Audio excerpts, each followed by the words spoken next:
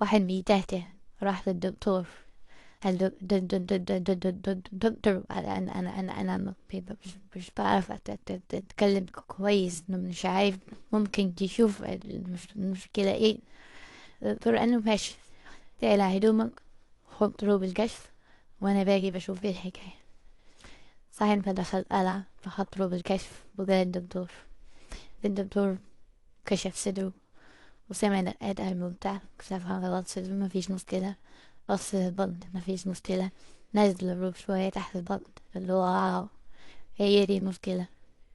البتاع كبير قوي، وبعدين تقيل، فبيضغط على عضلات البطن، ودي بتشد على عضلات الصدر، ودي بتحط ضغط على الأحبال الصوتية، فعشان كده بتحت. الراجل قال له تن تن تن تن تن تن تن، ونعمل ايه يا دكتور؟ الدكتور قال له عملية بسيطة، يشيل جزء منه، تبقى كل حاجة تمام.